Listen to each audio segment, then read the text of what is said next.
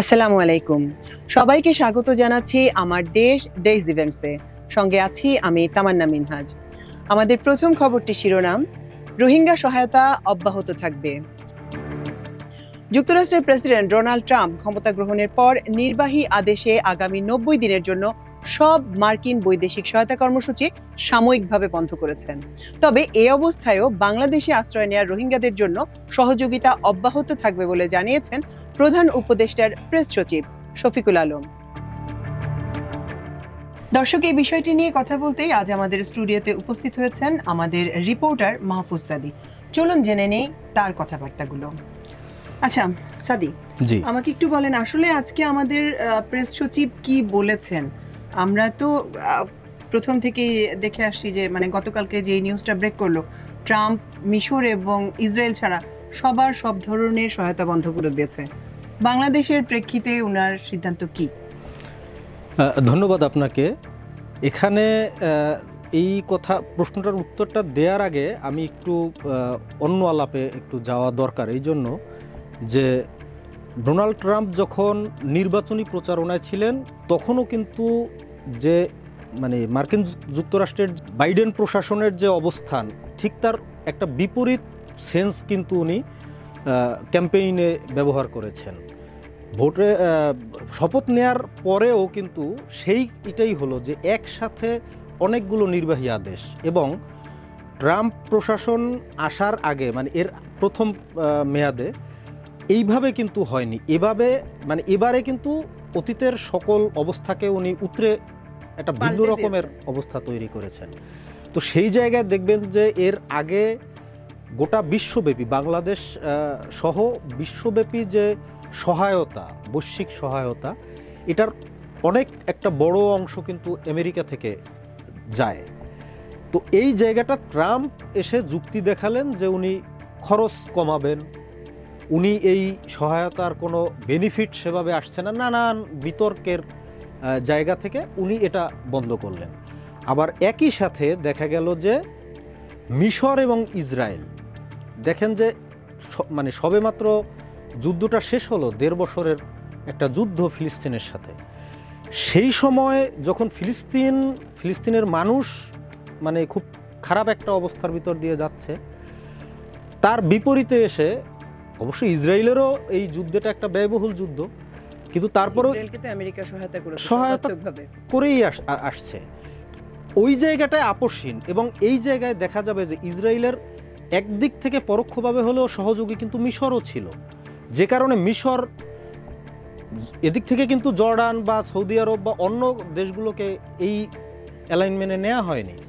তো এখন দেখেন যে দুইটা দেশ তারা প্রথমেই বাদ দিল। এবার আসেন বাংলাদেশ প্রসঙ্গে। বাংলাদেশ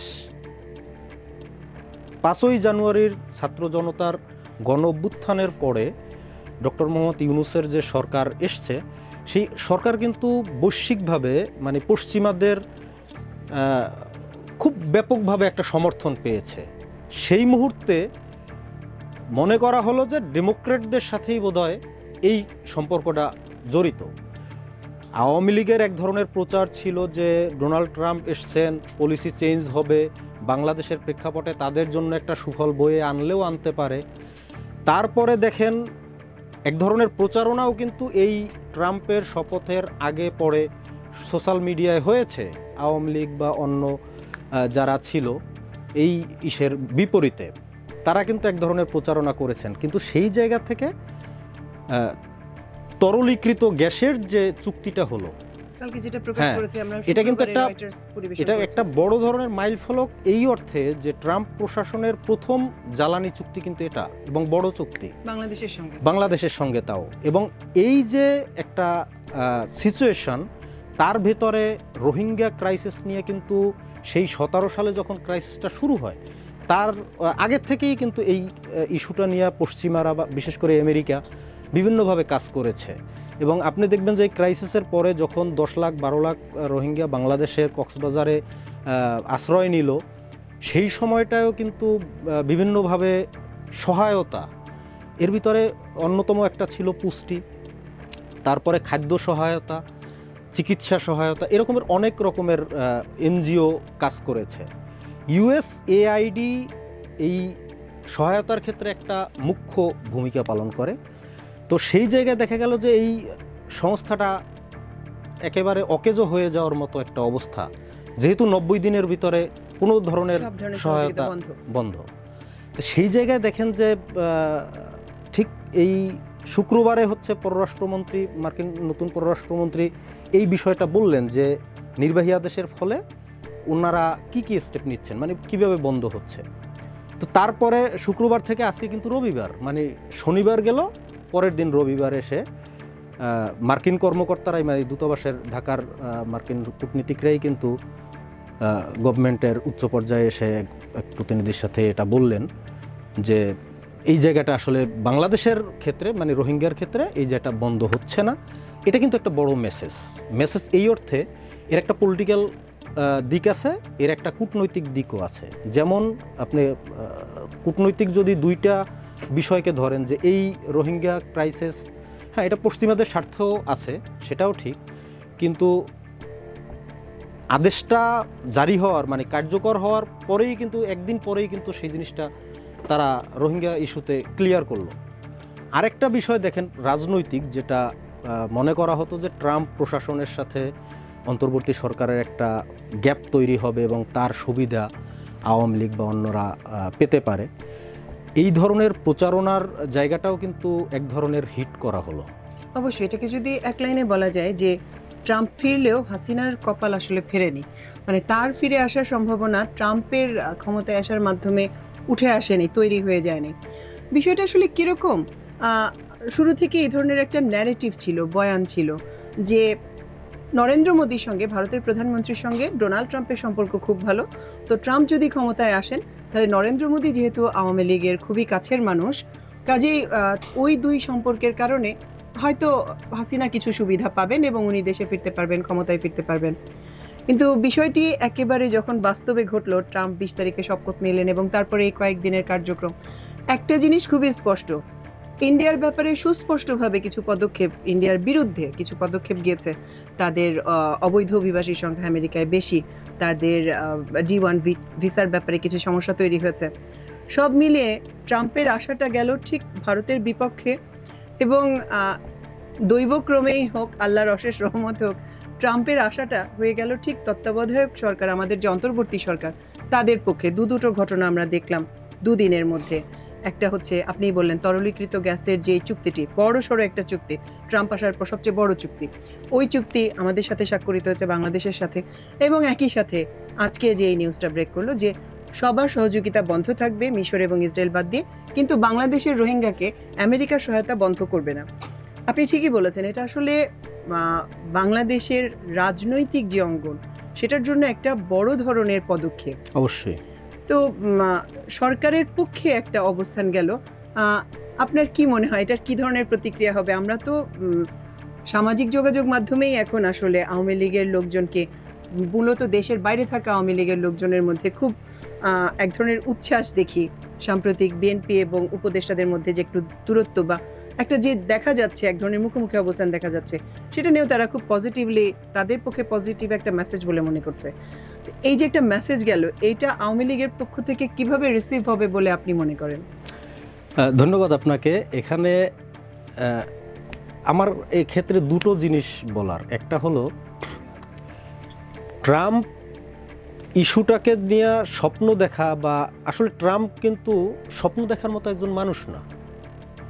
উনি কখন কি সিদ্ধান্ত নেবেন এটা কিন্তু আমেরিকানরাও জানে না। তো সেখানে এত দূর থেকে বাংলাদেশে বসে বা বাংলাদেশের কেউ কোথাও বসে এই স্বপ্ন দেখাটা আসলে কিভাবে দেখতে পারে, আমি আসলে এটা বুঝতে পারি না। এটা গেল একটা দিক। দ্বিতীয় দিকটা হলো পৃথিবীর মোড়ল কিন্তু আসলে এখনো আমেরিকাই। তো এই যে মোড়লিপনা, হ্যাঁ, এই মোড়লিপনার কিন্তু একটা চরিত্র থাকে, সাইকোলজিক্যাল চরিত্র, সেটা হচ্ছে যে তার নেতা বদলায় কিন্তু নীতি বদলায় না খুব একটা। ট্রাম্প এসে যতটুকু নীতি বদলাতে গেছেন সেই জিনিসটা কিন্তু ব্যাপক প্রতিক্রিয়া আমেরিকাতেও হয়েছে, বিশ্বব্যাপী হয়েছে। দেখেন যে যখন বলল যে ন্যাটোর খরচ দিতে হবে আমেরিকা, ইউরোপকে, ইউরোপ বলে আমরা আলাদা ন্যাটো করব। মানে আমরা আলাদা নিরাপত্তার ব্যবস্থা করব। এই যে দেখেন, মানে আপনি একটা সিদ্ধান্ত নিলেই কিন্তু হচ্ছে না। আর এখানে মানে বাংলাদেশের প্রেক্ষাপটে যদি আপনি আসেন, তাহলে ট্রাম্প এসে কাউকে সুবিধায় এনে দেবে বা বাইডেন না থাকায় কেউ একেবারে অসুবিধায় পড়ে যাবে, আমার কাছে এরকম জিনিসটা মনে হয় না। এটা এক ধরনের কাল্পনিক চিন্তা করে কেউ আনন্দ পেতে পারেন, কেউ কারো ভালো লাগতে পারে, কারো খারাপ লাগতে পারে, সেটা হতে পারে। আর বিএনপির সাথে সরকারের দূরত্ব বা দ্বন্দ্ব বা বিরোধ আসলে এই জিনিসটা খুব বেশি প্রভাব বিস্তার করবে না সামনে। আর এটাও এই জন্য সরকারে অভ্যুত্থানে নেতৃত্ব দেওয়া সংগঠন থেকে 3 জন উপদেষ্টা আছেন, তারা এই অভ্যুত্থানের শক্তিকেই প্রেজেন্ট করে। বিএনপিও এই অভ্যুত্থানের সাথে যেভাবেই থাকুক ছিল, এবং তারা তাদের মতো করে ছিল, তাদের রাজনৈতিক পলিসি অনুযায়ী ছিল। এখানে হ্যাঁ, বিএনপি তার রাজনৈতিক ইস্যুতে সে থাকবে, সে নির্বাচনের কথা বলবে বা তার এমন কিছু কথা যাবে যেটা গভর্নমেন্টের জন্য চাপ সৃষ্টি করে। আবার সরকারও এমন কিছু স্টেপ নিবে যেটা বিএনপির হয়তো পক্ষে যাবে। আবার সরকারও তার সুবিধা অনুযায়ী এমন কিছু নেবে যেটা হয়তো বিপক্ষেও যাবে। তো এই বিষয়টা থাকবে। এই বিষয়টা দিয়ে আসলে আমরা একটা সমাপনীতে আসতে পারবো না যে সরকারের সাথে বিএনপি নাই অথবা বিএনপির সাথে সরকারের দ্বন্দ্ব বা এই ধরনের আসলে কোনো সমাধানে আসার সুযোগ নেই, এখনো সময় আসেনি বা এটা খুব একটা হবে বলে আমার মনে হয় না। না, বিএনপি আসলে খুবই এখন পর্যন্ত দৃঢ়ভাবে সরকারকে সমর্থন করে যাচ্ছে, এবং যে আলোচনাগুলি হচ্ছে সংস্কার বা নির্বাচন নিয়ে, সেগুলিতেও তো তাদের সর্বোচ্চ পর্যায় থেকে যে ধরনের বার্তা আসছে, তারেক রহমান তাদের ভারপ্রাপ্ত চেয়ারম্যান যেরকম বলছেন, সেটা তো সরকারের পক্ষেই যায়। আমরা সময় দিতে রাজি, আমরা অপেক্ষা করতে রাজি। আপনাকে অসংখ্য ধন্যবাদ। আশা করি শিগগিরই আমরা আবারও কথা বলবো আর কোনো বিষয়ে। জি, আপনাকেও ধন্যবাদ। পুতুলকে দেশে ফিরিয়ে আনার চেষ্টা চলছে দুদক। সাবেক প্রধানমন্ত্রী শেখ হাসিনার মেয়ে এবং বিশ্ব স্বাস্থ্য সংস্থার দক্ষিণ পূর্ব এশিয়ার আঞ্চলিক পরিচালক সাইমা ওয়াজেদ পুতুলকে দেশে ফিরিয়ে আনার চেষ্টা করছে দুর্নীতি দমন কমিশন। আজ দুদকের মহাপরিচালক মোহাম্মদ আক্তার হোসেন সাংবাদিকদের এ তথ্য জানান। তিনি বলেন, সাইমা ওয়াজেদ পুতুলকে দেশে ফিরিয়ে আনা যায় কিনা সে বিষয়ে দুদকের তদন্ত দল কাজ করছে।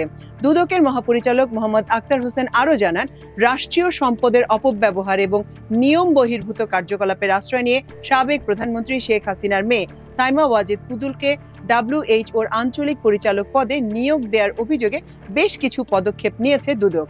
দুর্নীতি দমন কমিশনের পাওয়া অভিযোগের উপর পরিচালিত অনুসন্ধানে পাওয়া প্রাথমিক তথ্য থেকে জানা গেছে, সাইমা ওয়াজেদ পুতুলকে বিশ্ব স্বাস্থ্য সংস্থার দক্ষিণ পূর্ব এশিয়ার আঞ্চলিক পরিচালক হিসেবে বাংলাদেশের মনোনয়নের ভিত্তিতে পদায়নের জন্য রাষ্ট্রীয় সম্পদের অপব্যবহার এবং নিয়ম বহির্ভূত কার্যকলাপের আশ্রয় নেওয়া হয়েছে। তিনি বলেন, সার্বিকভাবে দেখা গেছে সাইমা ওয়াজেদ পুতুলের বিরুদ্ধে দুর্নীতির বিশ্বাসযোগ্য অভিযোগ রয়েছে। এমন একজন ব্যক্তি বাংলাদেশের মনোনীত হয়ে বিশ্ব স্বাস্থ্য সংস্থার একটি সম্মানজনক পদে দায়িত্ব পালন করে যাওয়া দেশের জন্য মর্যাদাহানিকর।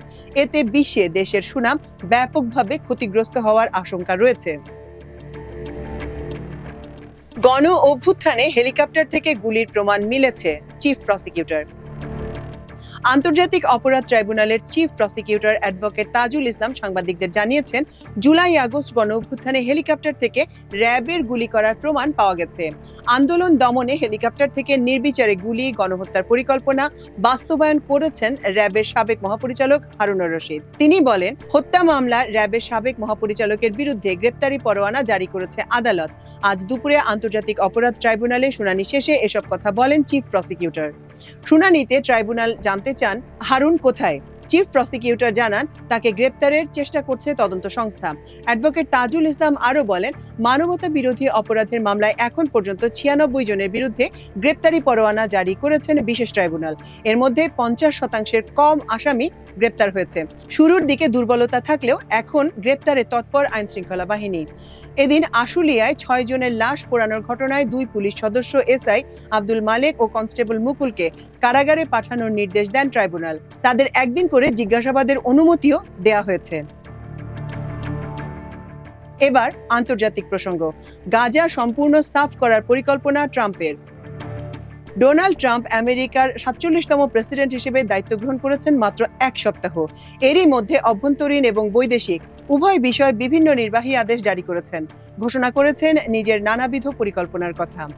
গাজা নিয়ে এমনই একটি পরিকল্পনার কথা জানিয়েছেন ট্রাম্প। ফিলিস্তিনের স্বাধীনতাকামী সশস্ত্র সংগঠন হামাস নিয়ন্ত্রিত গাজা থেকে ফিলিস্তিনিদের সরিয়ে গাজা পুরোপুরি খালি করার পরিকল্পনার কথা বলছেন তিনি।